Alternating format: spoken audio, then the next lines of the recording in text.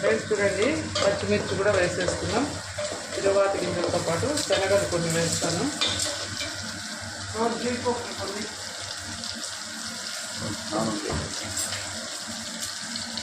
ఇదే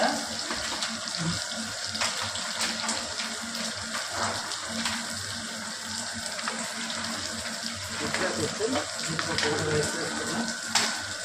బఠానీలు మిక్స్ అయినాయి. సన్నగా తరిగి పెట్టుకున్న క్యారెట్, సన్నగా తరిగి పెట్టుకున్న బీన్స్,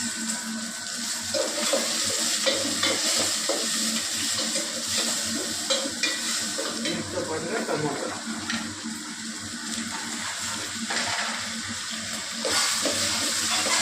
ఇది తొందరగా ఉడకాలంటే ఉప్పు వేసేటప్పుడు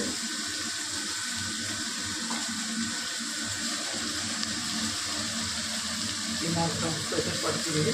ఉప్మాకు హాఫ్ కిలో ఉప్మా, రవ్వ హాఫ్ కిలో వేసాను.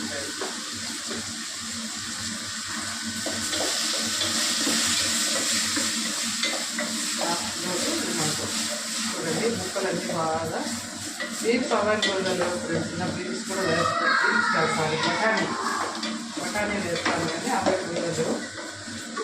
చూపించాను కదా ముందుగానే రవ్వ నీట్గా నెయ్యిలో వేయించి పెట్టుకున్నా రవ్వ. ఇవన్నీ కాసేపు మగ్గనిద్దాం. చూడండి ఫ్రెండ్స్, కొత్తిమీర, కరివేపాకు వేస్తున్నాం. ఇప్పుడు ఇందులో 1కి 2 లెక్కన వేసాను. 3 గ్లాసులు రవ్వ ఉంది. 3 గ్లాసుల రవ్వకు 6 గ్లాసులు వాటర్ వేసాను. రవ్వ అయితే మనం అప్పుడు వేయించి పెట్టుకున్నాం కదా, పక్కన పెట్టేసుకొని ఇదంతా బాయిల్ అయ్యాక వేసుకున్నాం. అండి ఎసురు అయితే తెరులుతూ ఉంది కదా.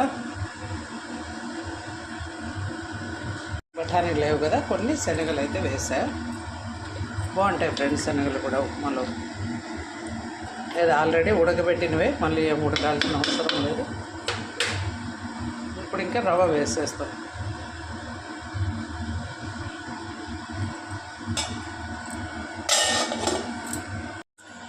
చూడండి ఫ్రెండ్స్, ఎంత బాగా తెరిలిపోతూ ఉంది కదా.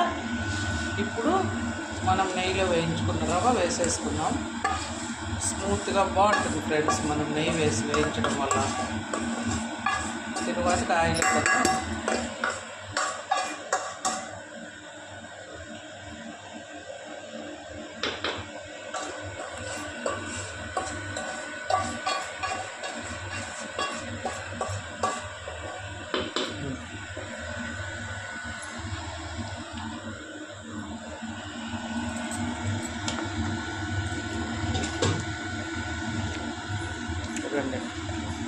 మనకి ఇది బన్సీరవ్వ కదా ఫ్రెండ్స్, కాబట్టి ఏం మనకు అంటుకోదు, గడ్డలు కట్టదు.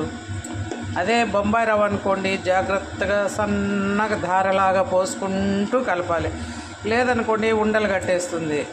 బన్సీరవ్వతో ఆ ప్రాబ్లం లేదు. చూడండి అక్కడక్కడ జీడిపప్పులు అన్నీ కనపడుతూ ఎంత బాగా వచ్చిందో. అంతే ఫ్రెండ్స్, 2 మినిట్స్ ఇంకా సిమ్లో పెట్టేద్దాం. మూగములాడు ఉప్మా అయితే రెడీ అయిపోయింది. చూడండి ఎంత బాగా తయారైందో చూడండి ఫ్రెండ్స్. పొడి పొడిలాడుతోంది కదా. ఇంకొంచెం చల్లారితే ఇంకా పొడిగా వచ్చేస్తుంది. చాలా బాగుంటుంది ఫ్రెండ్స్. సింపుల్ కదా. కొంచెం దేవుడికి నైవేద్యం పెట్టేస్తా.